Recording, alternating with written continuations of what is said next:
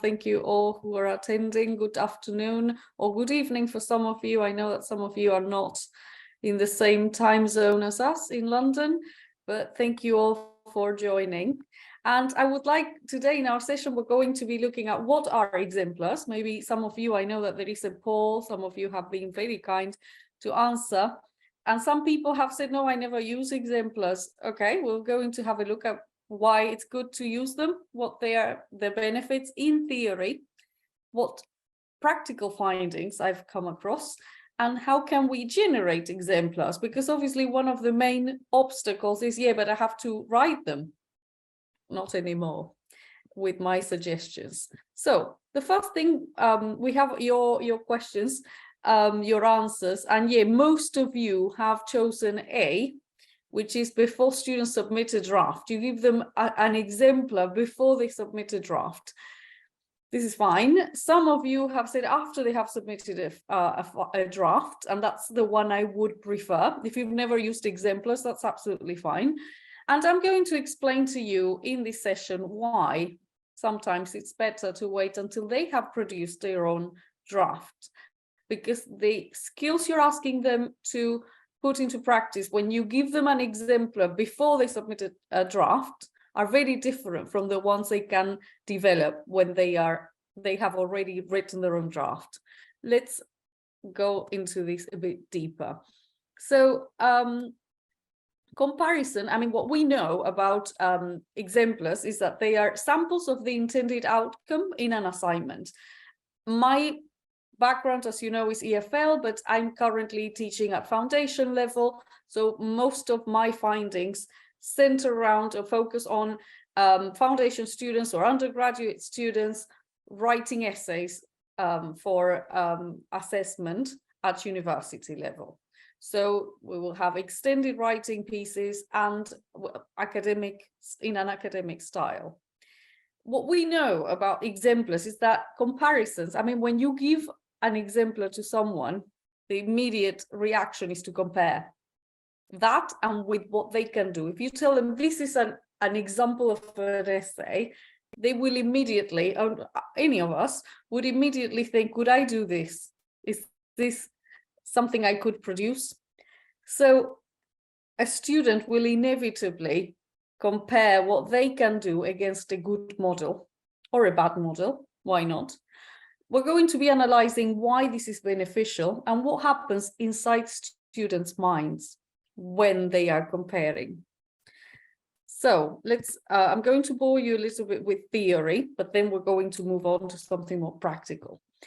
So in terms of when students see an exemplar, they are seeing an end result. And as I said before, comparisons naturally take place. And why? What is the benefit behind using exemplars in this way? Because students generate something called internal feedback.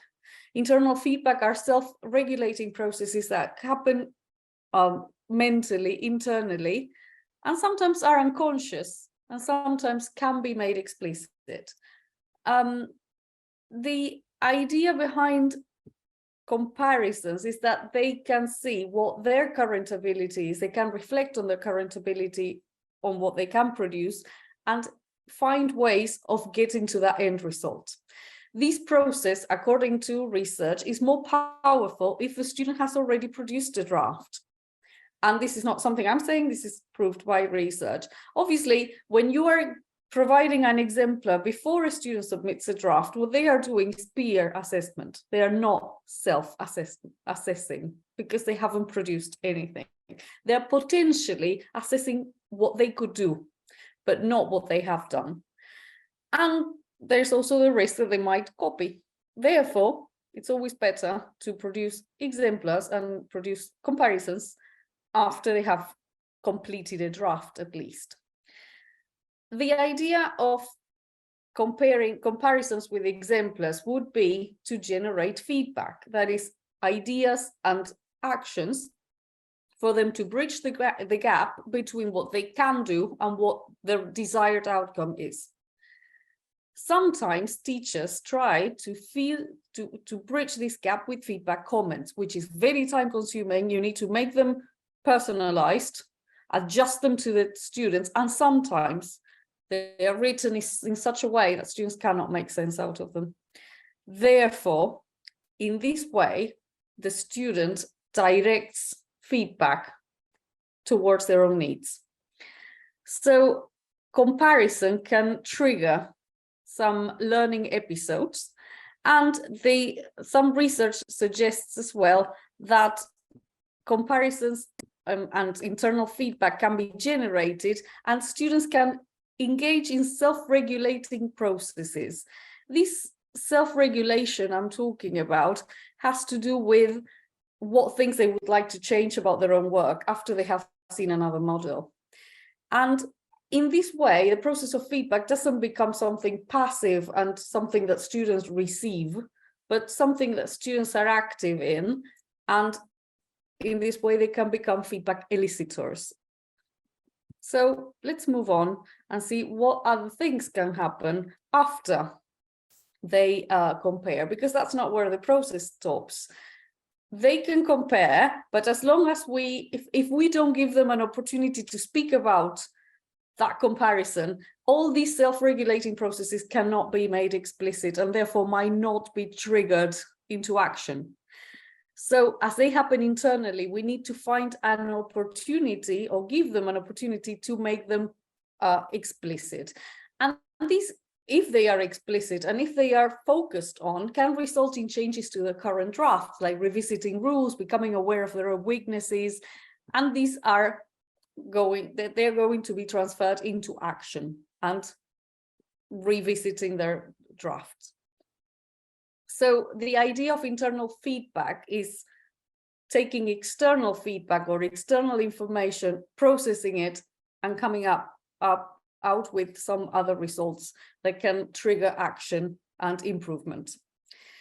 It is suggested that multiple interactions with tutors, with other peers, with other exemplars can help these self-regulating processes to come out into concrete actions for improvement. So basically what I'm proposing here is comparison and discussion instead of providing feedback comments, which you might agree is very time consuming. So basically we're helping students becoming elicitors, becoming more independent in their writing and in their learning. And at the same time, we're saving time for teachers. Okay, let's move on and let's have a look at the benefits of comparisons with exemplars in theory. So if we compare giving feedback comments in the traditional way with comparisons with exemplars, we can see that feedback comments come from the teacher, they come from us, from our experience, from our cultural baggage, and they are teacher-led, and they are written according to our own perception of what the student should be doing or should be able to do at this point. Then students need to decode what I mean by feedback. I mean, there's not a lot of point in telling my student this paragraph is not cohesive, because they might not know what I mean by that. Feedback comments might not are only generated by you, and you might add questions, but those questions are only relevant to the teacher and not to the student. Maybe they're still not thinking of that. We're not taking into account the developmental process a student is going through, and they might not be ready for that level of feedback at that point. They can be misconstrued as aggressive or offended depending on the cultural background of your students. We need to remember that if we are teaching in London, we're probably teaching international students, and there are lots of different emotional, behavioristic aspects that we need to take into account when we are giving feedback. We tend to say, well, this is it, I'm right because I'm the teacher. Yeah, but what happens on the other side? And they can also be demotivating. We've all come across, if we remember our times when we were students, receiving a piece of work all covered in red marks. There's nothing worse than that. So imagine getting something like that as a student in your second language, trying to write for university. It's terribly demotivating. How can a student continue? I mean, where would they find the motivation to improve on their work? They might just give up. Therefore, I'm not saying that we should ditch teachers' comments altogether, but maybe a combination with comparisons with exemplars might make it a bit more inclusive. So when students are comparing, they can focus their attention on their actual weaknesses according to their own perceptions. And that way, feedback is generated more organically and can be made the most of as well. Can be used as a model, for example, with sentence starters. Some students are like, I know what I want to do, but I don't know how to start. Well, look, this is a nice frame. You can use this as an empty phrase. You can use it in your own essay. And the model of the structure at text level can be helpful as well for students to organize their information. It also helps it aims to help self-directed learning and makes students more autonomous, and helps save face. In some cultures, is not, well, in many cultures, I think that nobody likes to receive feedback when they are not, when everybody's listening, or, you know, they might feel a bit embarrassed. So it saves face because the student is comparing on their own and they're discussing, but they're not actually saying what they did wrong if they don't want to.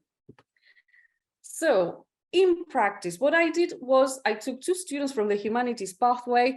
I interviewed, well, I gave them, they had a draft they were going to submit, and I gave them an exemplar of the same essay they were writing. So they were writing a 1,500-word essay on climate change, and I produced one as well, and I let them compare for 20 minutes, and then they discussed for 2 hours, and I recorded them, trying not to interrupt them too much. So in practice, what I found is the following. Analyzing data, which was quite a massive amount of data, I realized that there were some themes I could identify. There was feedback elicitation, that is when they notice good practice or poor performance in the exemplar, and that helped them calibrate and self-regulate on their own samples, on their own drafts. Then they, by comparison, and this all came out obviously in the discussion, they compared and then they discussed, and while they were comparing, they became more aware of their weaknesses, because they tended to mention things that they did wrong or that they had struggled with while they were comparing, while they were writing. They also repeated and revisited some of the rules, like, oh, you should never do this before that, because that's wrong in academic writing, like in the discussion. And then there were very precise moments where they engaged in actions to improve. Oh, this is what I should change. Now I'm going to add this. And that was excellent to see. So in the first theme, feedback elicitation, what happens is they notice good practice, and they immediately, this can result actually in positive or negative self-generated internal feedback and self-regulation. So what happens is they see something that they sample, that in the sample is good, and they say, oh, I didn't do it that way. Maybe I should do it differently, or I should change that.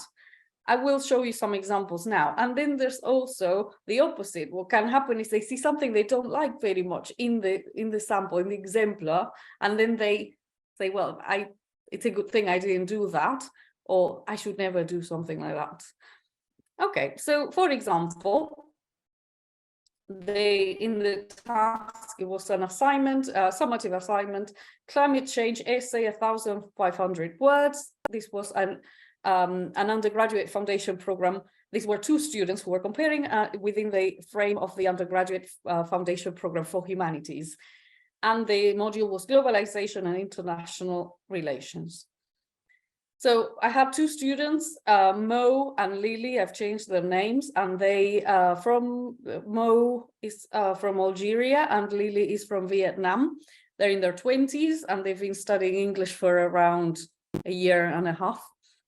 So Mo said, for example, I think I've used words difficult to use. I mean, obviously this was recorded, so their speech is not perfect. Now I'm aware I'm using big words just to feel better. So big words, what he meant was very complex items of lexis. And he's realizing that that's a weakness in the clarity of the essay. And then he went on saying, I'm using difficult words rather than using easy words and make it clear for the reader. Here, he's noticing good practice in the exemplar because he realized that rather than using easy words was that what the exemplar showed. And his own words were too complex pointlessly. So he's noticing good performance, and this might result in an action for improvement the next time he submits.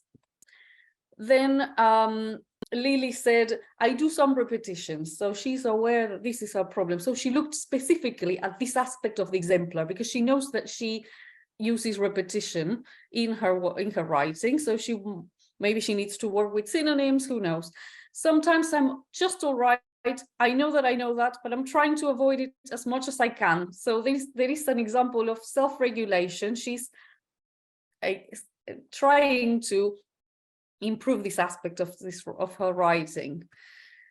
And then she goes on noticing that in this sample, there aren't like repetitions. It doesn't contain repetitions, so many repetitions. But if you see mine, yeah, there are some repetitions. So there is feedback elicitation here, because Lily noticed there were more repetitions in hers, and she's noticing good practice. This will result in an action. She hasn't really said, now I need to find synonyms, but this is the beginning of the process.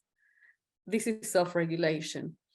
Some more. So Mo mentioned that first one thing is some definitions on it are missing in the exemplar. He notices poor performance and he realizes that he's done something good. He has added definitions in the introduction of his essay, meaning he is receiving positive feedback, self-generated. So he doesn't need a teacher telling him this is right. He has noticed poor performance or just by comparison, something that doesn't work as well as in his essay. So he self-generates positive feedback. Another thing, this sentence includes the problems and solutions at the same time. I'm going to take this. So this is where he realized that he liked a frame, and he actually said this, and he wanted to take that. And this is an action to improve. He's going to include a frame to start a sentence or a paragraph where he can introduce the problems and solutions to mitigate climate change in the case study that he decided to work on. So in theory, if we think of went too far. If we think of comparisons with exemplars and the benefits of group discussion, why do we need to include a group discussion or a pair discussion? It's because in terms of internal processes, corrections are triggered by just looking at both of them and talking about it. Internal dialogues, those are the dialogues we have with ourselves while we are reading, are generated and they encourage reflection. Reflection is a vital part of feedback. So if there is no room for reflection, feedback is pointless. That's why the discussion helps. And maybe just being told to talk about something generates and triggers reflective practices that would not have happened if we just received feedback in a comment. Students become aware of their own shortcomings at their own pace, which is why it needs to be a student-led process rather than a teacher-led process. Otherwise, we're forcing the student to improve on things they might not understand why or how at that point. Peer revisions, as they are talking, obviously peer revision occurs, and they help as well, because internal processes are made explicit by another peer helping make sense of these assignments. And sharing doubts, as you know, a problem shared is a problem halved. So sharing doubts can eliminate the stigma of being wrong, and maybe feel, oh, well, I didn't get it right either, he didn't either, well, then I don't feel that bad. This is all based on Vygotsky's socio-cultural theory, where learning is shared and it's a social event, it's a social activity, and feedback as well, definitely. Right, so I've showed you my findings. I'm going to show you how to generate these exemplars, because obviously they take a lot of time and you don't want to be writing the same things that your students need to write. So I have used, and I've seen other sessions today about this, so everybody must know what I'm talking about, ChatGPT. So what I have done is I typed in the assignment brief first to make sure that all the details and all the different requirements were met. Obviously, just one thing is not a solution to all of our problems. ChatGPT has a lot of limitations for academic writing. There's a few. I'm going to show you how this happened. So this assignment brief had lots of different sections, and all of these things need to be covered by the students. And I added some more instructions. I obviously added that it should be written in academic style and include references and things like that, and the word count.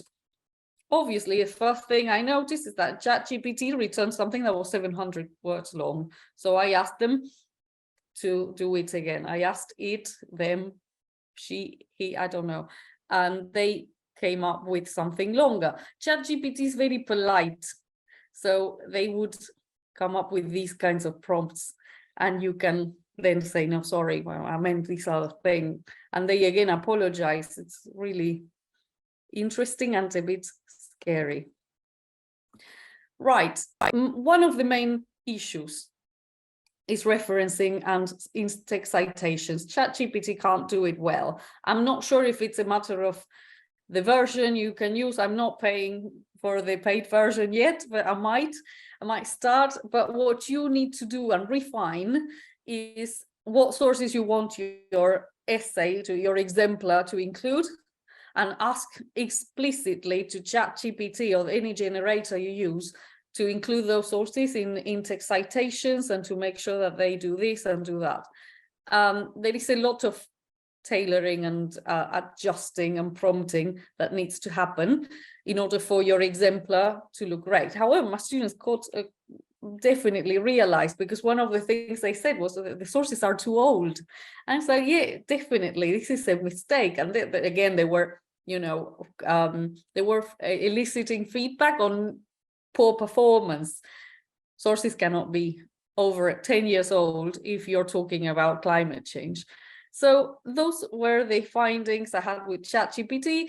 And in short, you can, instead of spending 3 hours writing an essay, you can tweak it in half an hour and have an exemplar ready to go. So as conclusions, I would like to say that exemplars can trigger self-regulating processes that generate internal feedback. This internal feedback generated is targeted to students' weaknesses and needs, because it's generated by them. So they focus on what they have been struggling with and what they need to improve. Discussions about comparisons help students make internal processes explicit, and that is what makes them and what leads into actions to improve. ChatGPT with adequate prompting and editing can be an effective resource to generate exemplars. And all of these suggestions can save teachers time and make learning more autonomous and self-directed. So that is all from me. Today, these are my references. And thank you so much for listening. I know there are lots of comments, and the prompting must be very thorough. Yes, so you're right, Marina, because if it's not thorough, then you get something awful. Okay, representing the language produced back. Okay, that's excellent. Thank you. I'll have a look at all of the comments, but I think it's time for the questions, isn't it?